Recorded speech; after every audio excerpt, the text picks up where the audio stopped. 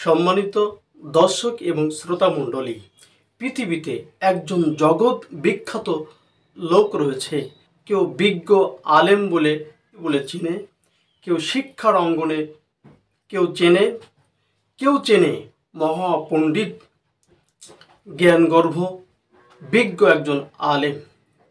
এই জগৎ বিখ্যাত আলেম কয়েকটি কথা বলছিলেন, আমাকে কিসের ভয় দেখায়, যার বিষয়টা হলো অন্তরে।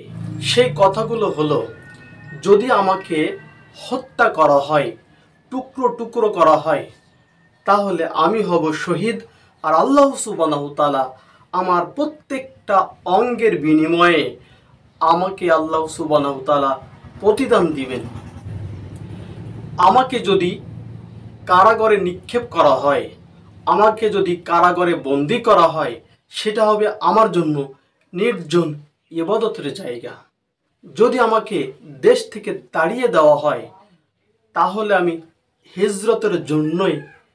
হিজরতের উদ্দেশ্যেই বের হয়ে যাব। তাহলে তিনি সেই কথা বলছিলেন, তোমরা কিসের ভয় দেখাও? তাহলে মুমিনের অন্তরেই আল্লাহ সুবহানাহু তাআলার ভালোবাসা। আসুন না, সেই ব্যক্তি কে আমরা একটু লিখে যাই। আসুন, আল্লাহ সুবহানাহু তাআলা আপনাকে আমাকে ঈমানের হালাতে সব কিছুই পৃথিবী থেকে ঠিক করে নেওয়ার সুযোগ করে দিন। আল্লাহুম্মা।